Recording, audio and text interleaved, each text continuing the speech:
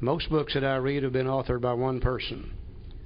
And when I read a book authored by one person, if I see something in there I don't agree with it, with my keen intellectual alcoholic mind, I usually say, who in the hell are they to think they're smarter than I am? And I just ignore it. But I've got to realize with the big book that if I'm going to argue with it, I'm going to be arguing with 100 people, not one. The first 40 said, Bill, we want you to write the book. You know more about it than anybody else. You've been sober longer than anybody else, which, by the way, was just a little over 3 years at that time. But they said, Bill, this is not to be your book, it's to be our book. And as you write those chapters, we want to see them. And we will add to, delete from, and change around whatever we want to. When we're through with it, it'll be the collective knowledge, experience, and wisdom of all 40 of us. Over the time the book was published, that 40 had changed to 100. So if I'm going to argue with it today, I'm going to be arguing with 100 men and women, not just one person. And it's going to be 100 men and women who have recovered from a seemingly hopeless state of mind and body, which brings in the word recovered. I hear people argue about this all over the world. Can you recover from alcoholism? Well, the book says you can. It said the first 100 had recovered from a seemingly hopeless state of mind and body. Now, I'll never be cured of alcoholism. I will always have the physical allergy. I'll never be able to safely drink alcohol again. But before I came to AA, not only could I not drink it safely, but I couldn't keep from drinking it. And the result, in fact, was I lived in an absolutely hopeless state of mind and body. And I came to AA, and I applied the program of action in this book. And I no longer live in that hopeless state of mind and body. I still can't drink, but by golly, I can stay sober. I'll never be cured of alcoholism, but I have recovered from a state of mind and body known as alcoholism. And you're going to see the word recovered and recovering all the way through the book, several times. I think that's important. The other thing that is so important is to show other alcoholics precisely how we have done that. You know, if I went to an AA potluck meeting, and let's say you've made a strawberry cake, which happens to be my favorite kind of cake. Just in case you're going to make it. If you ever make me one, that's the kind I like. And I bite into that cake, and God, it's just perfect. The texture's right, the taste is right, everything's just right about it. And I say, who made this cake? Well, you'll probably say, I did. And I'll say, would you tell me how? And you say, yeah, I'll be glad to. And you'll sit down and write out for me a precise, specific, clear-cut set of directions on how to make that cake.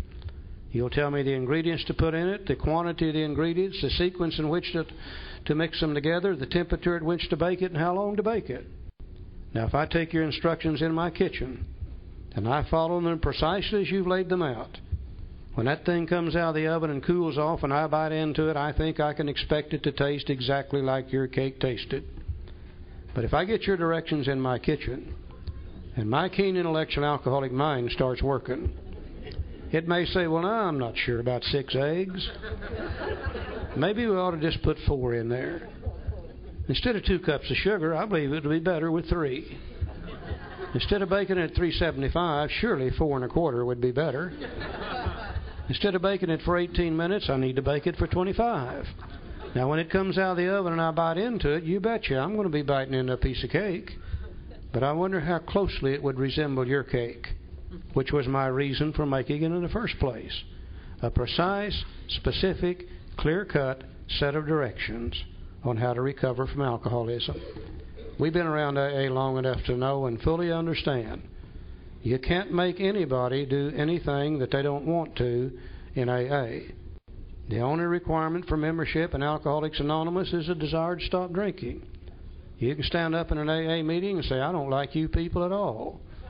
Can hardly drink your lousy old coffee. And every time I read your 12 steps, I vomit. But I'm going to be a member of AA because I got a desire to stay sober, and nobody can say a word about that. But that's dealing with membership in the fellowship of Alcoholics Anonymous. If you want to recover from alcoholism, there are some things you're probably going to have to do. And that's what this book deals with. It doesn't deal with membership in the fellowship. It deals with recovery from alcoholism. And if we will do as these first 100 did, then surely we can expect to receive what they got, recovery from a hopeless condition of mind and body known as alcoholism. Our book says, for them we hope these pages will prove so convincing that no further authentication be necessary. We think this account of our experiences will help everyone better understand the alcoholic.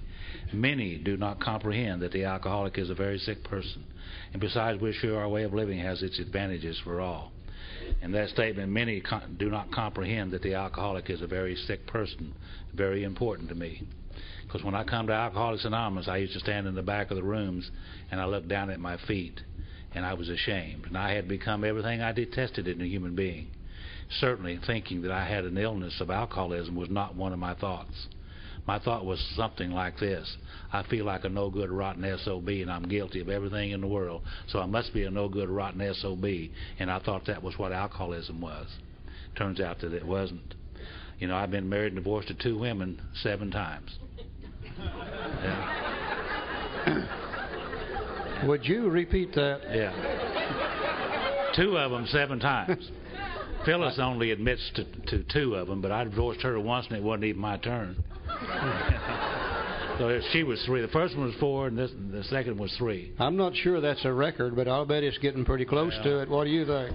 I've heard some people beat that one. But my first wife, she was a great old gal, and I used to drink and go places. I was one of those traveling drunks, you know. And I didn't come back right away either. They used to have a statement around my group that they said that he who leaves and does not return stays gone a long time. And that was me.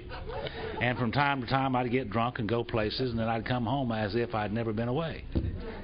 And when I got home, I looked out in the yard, and all my stuff's laying out in the yard. You all know what I mean by stuff, don't you? Dirty undershorts, dirty shirts, unironed clothes. You know, they never throw anything that's clean and ironed. I don't know why that is. They'd file for divorce on me and put a restraining order, make off with the money, make me madder than hell. And I'd say, after all I'd done for them treat me like that. So one time I was gone a while, and I decided I was trying to get back home, you know, and I was serious.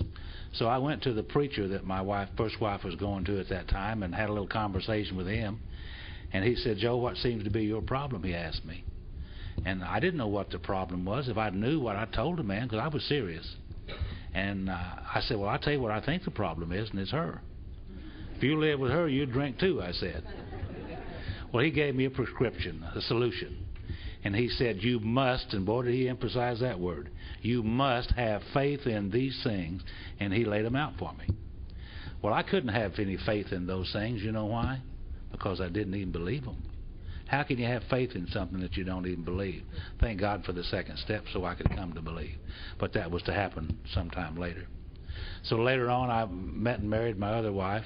We met in a bar, the Zebra Lounge. I can almost smell it now. And we were introduced, and she looked at me and said, you know, Joe, you look like my 3rd husband. I said, my God, how many of you had? And she said, 2. Yeah. Well, I liked her right away. And we started drinking and having fun and doing all those things. And then wasn't long after we got married till she started throwing my stuff out in the yard, filing for divorce on me, restraining order. Well, this time I went to a psychiatrist and sat down and talked to him, paid him $75 an hour. And he said, Mr. McCoy, for $75 an hour they'll call you Mr. Said, Mr. McCoy, what seems to be your problem? Well, I didn't know what the problem was. So I told him what I thought it was. It was her and her. And if you live with those 2, you drink too, I said. Well, he gave me a prescription. He thought I had a Valium deficiency.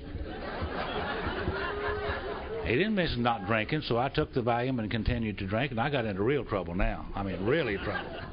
I got to where I didn't know the difference between my job and the bar.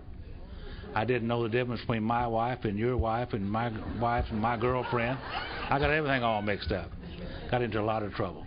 So the time I come to the doors of Alcoholics Anonymous, I had become everything I detested in a human being. I did not like who I had become, and I was very, very sick. It wasn't until after I got into listening to and the description of Dr. Silkworth's opinion on alcoholism that I began to understand what I had here. And it wasn't that I was a no-good, rotten SOB. I had an illness called alcoholism, a physical allergy coupled with obsession of the mind, and somehow or other that information helped me overcome some of these ideas that I had. And as I look back now and I know more about this, you know, the very first 16 printings of this book, Alcoholics Anonymous, the doctor's opinion was on page 1. 1955, in the second edition, they moved the doctor's opinion out of the page 1 and put it in the Roman numeral sections. And you all know we don't read Roman numeral sections, do we? Who does? And I think that most of us in Alcoholics Anonymous got away from the idea of the doctor's opinion and just looked at Bill's story, page 1. But the information in the doctor's opinion is so important to me and to the Fellowship of Alcoholics Anonymous, because the rest of the book is going to tell us how to recover from the condition of the body and the mind that Dr. Silkworth described. And I said I was alcoholic for about 2 years, and I didn't even know what an alcoholic was, really. So let's look at the doctor's opinion in that light. We start looking at what the problem actually is, and most of us are absolutely amazed to find out what the problem is. Because most of us felt before we came here that it was a matter of willpower. That after all, we had enough willpower that we ought to be able to control our drinking. And we found out that willpower didn't work, then we assumed that we were just crazy. Or maybe we thought it was moral character. Or maybe we thought we were just sinful, rotten people. Now, why wouldn't we think that? That's what everybody had told us up to this point. And throughout the history of humankind, they've been trying to find out for thousands of years what alcoholism is. You know, you really can't do anything about a problem till you understand the problem. And most of the people that tried to determine what alcoholism is were non-alcoholics to start with. They were the ones that said it was a lack of willpower. They said if you'll just use your willpower like we do, you wouldn't drink that way. They're the ones that said it was moral character. They're the ones that said it was sin. We alcoholics didn't say those things. Hell, we just kept on drinking. Let them worry about what it is. Alcoholism is not anything new. You'll find references to alcoholism as far back as human history is recorded. You know, one of the oldest recordings of human history is to be found in the Bible. And in the book of Proverbs in the Bible, there's some information there about alcoholism. You know, the book of Proverbs was written by a fellow named Solomon. And you all remember Solomon was a very, very wise, very learned individual. He might have been the first social worker the world's ever seen. Yeah, about every people had a problem, they went to Solomon to get the answer for it. And apparently somebody asked him one time about alcoholism, because he describes this in Proverbs. He said, who has woe, who has sorrow, who has wounds without cause, who has redness of eyes? They that tarry long at the wine. Everybody was a wino in those days. They didn't have the hard stuff like we got it today. He said, you will be as one who sleepeth in the midst of the sea. You remember how you used to lay down in bed and that old bed start moving around on you? Or that sleepeth at the top of a tall mast. You know how a mast sways back and forth? And he said, you will say, they have beaten me, and I felt it not. And he surely knew some of us men. He said, and thine eyes shall behold strange women. Alcoholics really haven't changed very much, are they? And thine heart shall utter perverse things. Like, trust me, honey. Please trust me.